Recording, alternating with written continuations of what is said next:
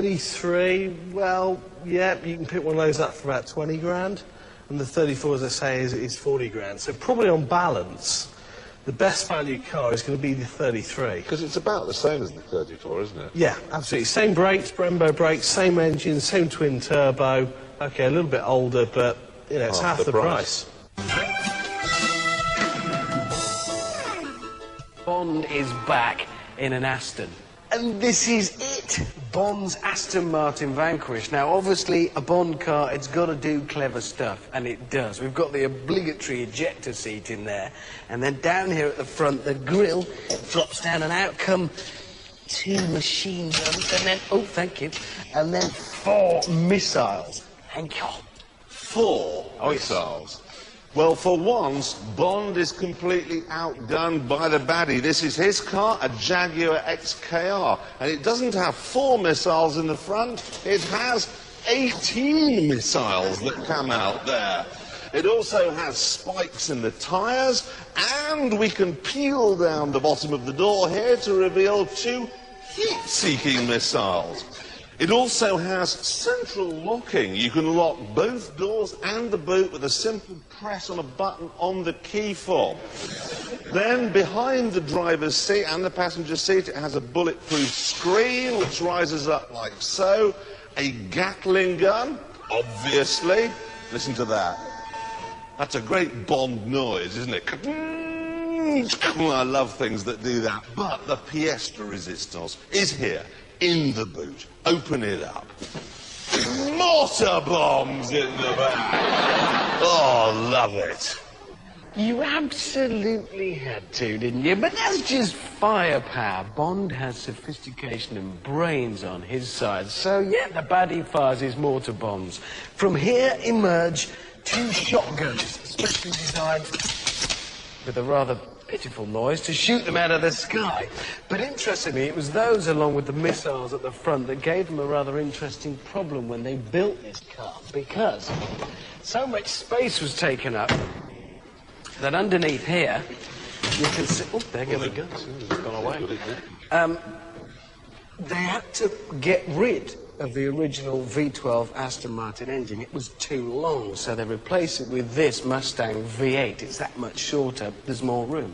And the really good news about that, of course, is because the Aston engine's gone, so's the stupid gearbox. Look, Bond gets a proper automatic, which is a good job, because, of course, if you had to do a 3-point turn with the stupid flappy paddles, the world would blow up by the time he'd finished. Interestingly, despite the rather depressing difference in firepower between the 2 cars, under the surface they're really very similar. They've both got that same Mustang V8, and they've both been converted to 4-wheel drive, which they had to be, because in the film they have to be driven on ice. The marriage between James Bond and Aston Martin is one of the greatest ever. Really, it was perfect. That photograph of Sean Connery leaning against his DB5 in the Alps, a publicity picture for Goldfinger, was just wonderful, really was. But I think it's fair to say that since then there has been an even better automotive marriage. It's 3 days before Christmas, and I drive the Rover Vitesse fastback to the Royal Norwich Hospital.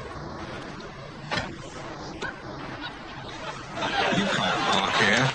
I've got special permission, because I'm distributing a large box of second-hand toys to the sick children.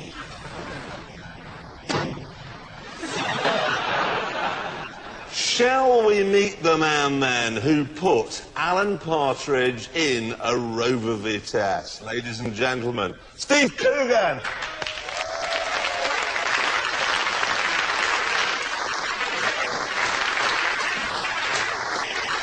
How are you? I'm very well. Good, have a seat. Thank you. And, of course, the great news is Partridge is back. Is he? Yes, tomorrow night. He's on our screen. Oh, right, super. Is he still in his Rover? No, Alan's not in a Rover anymore, because we thought we'd laughed enough at Rovers. By rights, Alan would probably be in a Jaguar by now, the small X-type, is it? Small. He'd probably be in one of those, but that's not funny. So we thought we'd put him in a Lexus. A Lexus? Lexus, because for some reason the word Lexus, I drive a Lexus, sounds funnier than I drive a Jaguar, which is not quite as funny. Who'd like to see a clip of the new Partridge thing? Yes. Come on, let's run it. Let's have a look. Hey, look, a Lexus. Hey, it's a better one than yours. So it's interesting, Michael, since owning a Lexus, it's amazing the number of Lexi you see around. Because that's the plural. Oh. The Daily Mail. Yep. Arguably the best newspaper in the world. Oh. Nice Lexus. Yes, I love Lexi. I always have a thing I say about Lexus. It's like the Japanese Mercedes. Yeah, well, I hate Mercs. People who drive them are just sad. Are you wearing links? Well, Smelt, Voodoo, Java. Bermuda. Fantastic.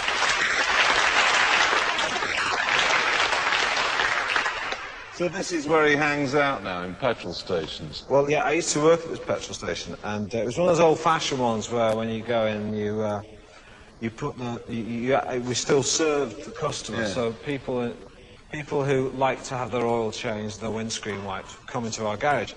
And one of the guys who used to come in was Bernard Manning. He used to come in a white Lincoln Continental. With white plastic seats and white steering wheel, just all white, and white vinyl roof. Right? And he'd come in, and I think probably because he couldn't get himself out, he'd go, the electric window would go down, and he'd go, "Fill her up, sunshine, and watch the game work." The thing about Partridge, he's made a video.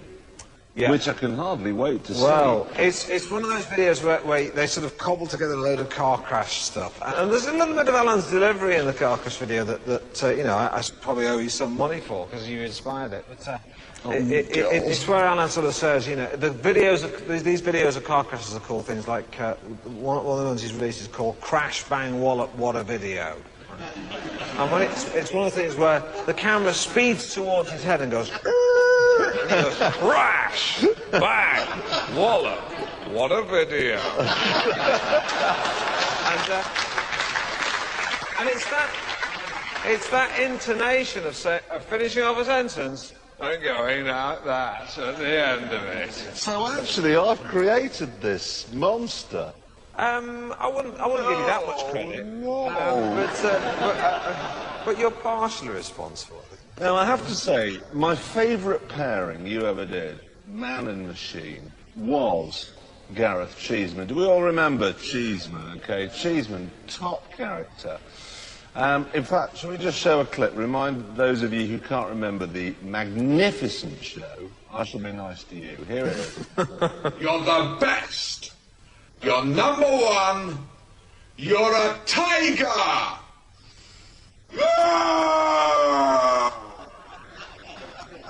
Now, does anybody remember what car he drove?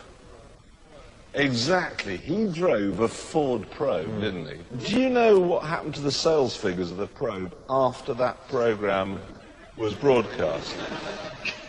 Well, I know it wasn't a hugely successful vehicle. No, but it was a hugely successful vehicle. That was November 95, I think that went out. Now, the year before that went out, they sold 6,200. Yeah.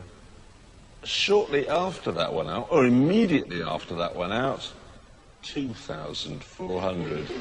You killed the Ford Probe. And if anybody's watching tonight from Lexus, don't bother going to work in the morning. Basically, you've had it. How much of an anorak are you then, to be able to put Cheeseman in exactly the right car and Partridge? Unfortunately, I'm a lot of an anorak. I mean, I went to the motor show this week, and I was looking around at all these people with their carrier bags full of brochures, thinking, God, you sad. And then I looked down, and I was carrying one. And Volvos you're particularly good on. Well, I am, because my dad has always had driven Volvos his whole life, so I'm sort of quite good on detailos. Okay, well, look, this is what we've got here, is a pile of Volvos, okay? I'm going to pass bits to you, and I promise faithfully we aren't cheating. He has not seen these things, and we're going to find out if he's as good as he thinks he is. Hardest one to start with, okay? Right, okay, that's the hubcap off. I'm pretty certain it's off a the 122. Volvo No, 122, later. You're right with the one. I mean, I'm impressed of the one. It's 144. It's a hubcap from a 144. Can you remember the years the 144 was with? The 144 went from, I think, 69 to about 76 when the 2 series took over. This is amazing. All right, then, this. First of all, do you know what it is? It's the interior armrest of a 2 series Volvo, so a 245. No, it's earlier again, I'm afraid. This is off a 145, 144. Yeah, it's off a 144. Well, okay, but let me just advise that. This may be off a 144, but earlier, hang on. Earlier they had a... No, yeah, I'm mistaken. It's a 144. Okay. Right. Well, it's a door. I know. Yeah, I know that. Yeah. You know it? Yeah, because the seals used to go here and here. There should be a frame attached to it, but there used to be rust spots here and here. No, but interestingly, the frame, I think I'm right in saying, was only attached on later models, was welded, and it was bolted on this one. I believe that to be the case. I didn't know that, and I'm very impressed.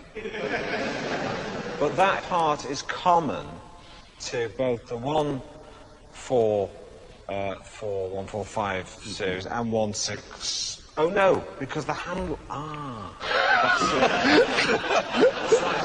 Now, because there was a chrome pull door, chrome door handle that stood out from the door rather than flush like that. Yeah. On the early, so it's either a late 144, 145.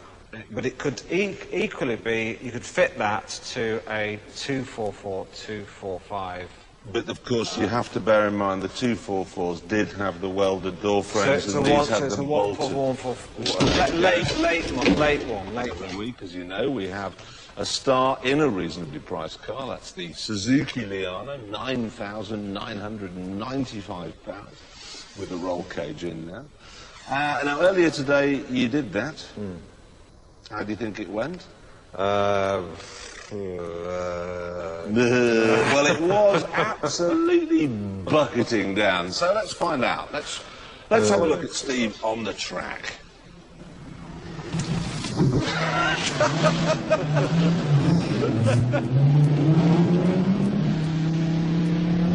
should write my will now, I suppose, but I'll read out the time. Any idea how fast he got up to? I have no idea. Well, there's Glad I cleaned my teeth. There's a gradual build-up of terror by the looks of things. Start with mild panic. Ooh, that's quite neat. And there you are. Now, these are the times that we've had so far from all the various people who've been on the show. The Stig's still 146. Okay. And it was wet, remember, because some people have gone round in the dry. Well, we've only had one wet one so far. It was Ross Kemp last week, did it in 1 minute, 54 seconds, okay? So that's really your benchmark time. Do you want to know? Yeah, go on. How fast you were? Yeah, go on. 1 minute, 53 seconds. Yes! Put that here. Dugan.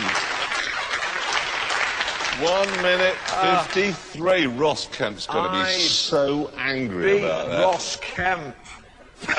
Right, now. We've got Richard Burns standing outside at the moment. We're sort of letting him know what it's like to be a spectator on a rally in England or Wales or Scotland. We can see a picture of him out there now. Yes, there he is. Chilled to bits and nothing much happening. He's waiting for the Dewsbury Carpets Nova to come bumbling by. Yeah, there he is, there are the lights, and there's the face full of gravel. Headlines and a face full of gravel. That's basically rallying, Richard. That's what we have to put up with. So we'll leave him out there for a little while longer, but Steve, time to part. Thanks very much for coming. Ladies and gentlemen, Steve Coogan!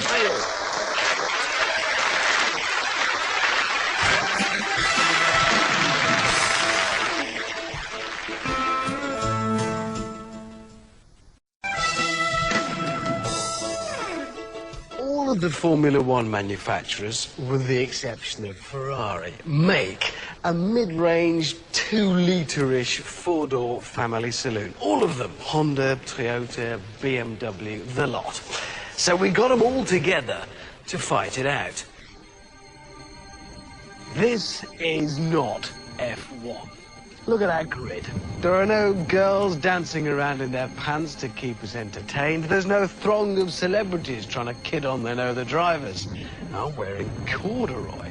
No, this is real life.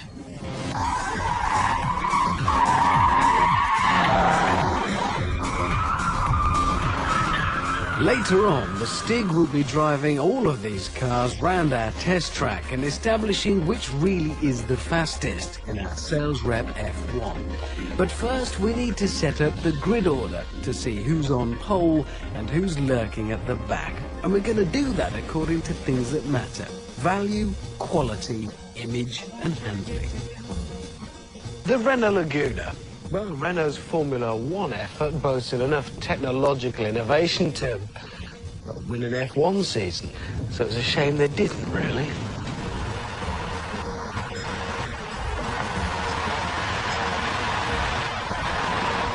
Just like in F1, the Renault is left lagging behind the rest of the pack a bit on power. And then there's the handling. All Lagunas, the model before this and this one, I've always felt as though they're aimed much more towards comfort than out-and-out speed. But actually, it can always surprise me.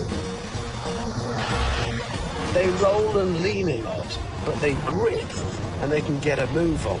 So it'll be interesting to see what the Stig does with the Laguna. Crucially, the Laguna was the first car ever to win a maximum 5 stars in the respective Euro NCAP crash tests. It uses clever technological gizmos too, like keycard entry and onboard tyre pressure monitors. Alright, so the build quality is, well, it's French, which isn't a good thing. But you've got to set against that the fact that it's loaded with technology and it looks pretty good. It's distinctive and a chance to drive something a little bit different in an otherwise boring type of car. So all in all, the Laguna makes a pretty good case for itself.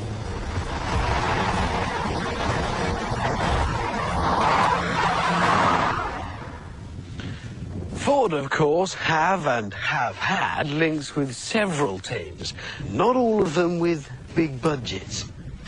Their latest Mondeo, though, has a distinctive feeling of quality to it, inside and out. It is still an excellent drive, and as a true all-rounder, it has a lot to offer. But it is still a Mondeo. Toyota might be the newest team on the F1 grid with a huge budget, but their Avensis is the oldest car here. It's also ugly. And worst of all, it's endlessly reliable, so you'll have to suffer millions of boring miles in it before it'll have the decency to lie down and die.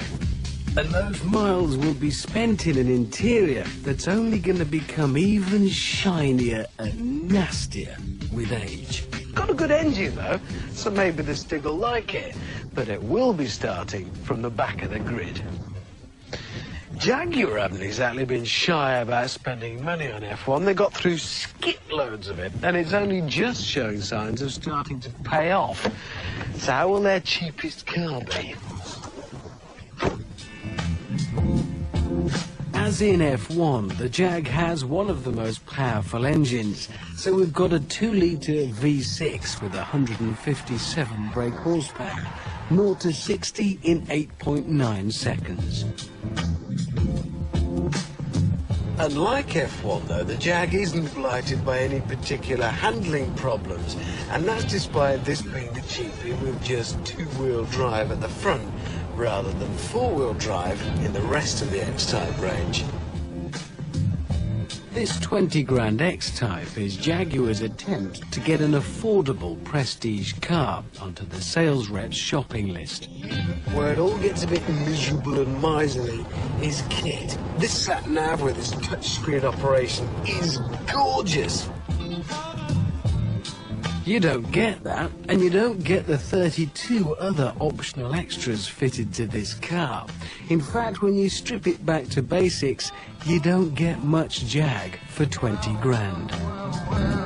It's a very good car, the entry-level X-Type, and I like it. And it might be small, but it's enough Jag for anyone. And there's the problem. It's enough Jag. You don't want enough Jag. You want much, much more than enough Jag. There's something, for me, of the rather annoying social climber about a small, cheap Jaguar.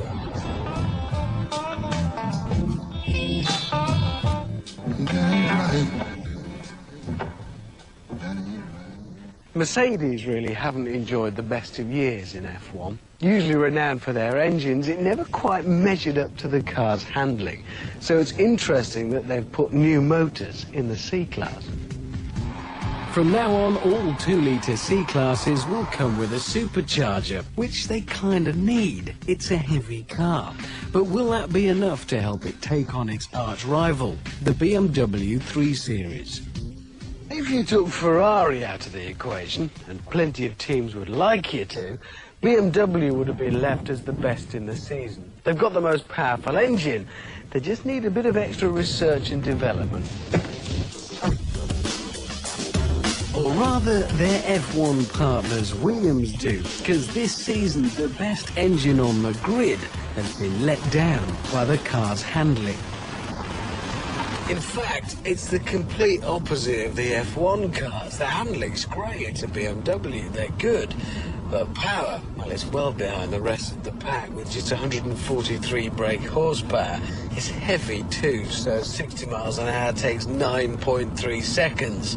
I'm being left behind. As the third of our affordable prestige cars, again they're stingy with kit. And it's the only one with something of an image problem. When did you last smile at a BMW driver? It does start to catch up a bit with handling. I mean, it's rear-wheel drive, so obviously that's good fun. And it grips, and the suspension setup is fantastic. So it should do pretty well on the track.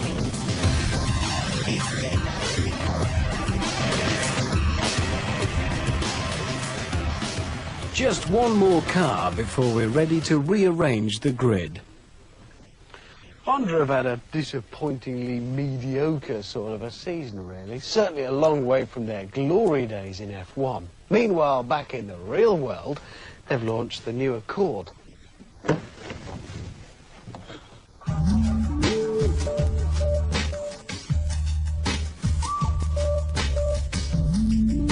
It's never enjoyed the most glamorous of profiles, the Honda Accord. The words fuddy and duddy regularly attached to it. They're not as posh as a Beamer or a Jag, but they're not as everyday as a Renault Laguna or a Ford Mondeo. They're certainly well enough put together, and the interior of the new one reflects that. It's still not exactly exciting. It's certainly not down on power with a 2-litre VTEC engine that's 155 brake horsepower, which places it pretty near the front of the field. So it's got plenty of kit, it's got prestige. In fact, unlike F1, the Accord is a world of compromise. So here it is, our starting grid, rating according to real life. And at the very back, the Toyota. It's old, it's ugly, and it's boring. Surprised that the Mercedes C-Class doesn't make it any further forward. It's a handsome car, but you get nothing for your money, and it's not the best drive. The Laguna's 5-star crash test rating and good looks bring it up to here, but the interior build quality and drive are a bit... The Jag, well, it's nice to get a Jag for not much money, but you don't get any kit on it. And then here, the benchmark. It may be the Milton Keynes Special, but the Mondeo is still one of the best in the class. Well built and a good drive. Also with an image problem, the BMW 3 Series, but it is rear-wheel drive and very well built. And then at the very front of the pack, if only to give it a sporting chance, the new Honda Accord. That's how we rate them, but will that have any bearing on what the Stig reckons when he gets to grips with them? It's going to be a different kind of F1. There's 7 cars and only 1 Stig. So it's the Honda then, is it? Yeah, it's got to be. In the real world, it's all about compromise, isn't it? And it's just right between the BMW and the Ford. You've got a bit of prestige, enough kit, and a good engine, that VTEC. It is brilliant. And, of course, reliable. They are very well made. But, of course, if you want to specialise, let's be honest, if you want a safe car, you're going to buy the Renault Laguna. Yeah, you would. If you want to show off to the neighbours, you're going to buy a Mercedes C-Class. Yeah, if you want to take a mini cabbing, you're going to buy the Toyota, right? Exactly. Of course, most important thing we've got to do now, sensible stuff out of the way, which is the fastest. Yeah, time to see what the Stig did. Unlike its Formula One sister, the Jaguar has a good engine and a good chassis, but it turned out to be the slowest. Probably not helped by a rather sulky traction control system. The hateful Toyota Avensis and the handsome Renault Laguna were about the same, and both were narrowly beaten by our favourite in the real world, the Honda Accord.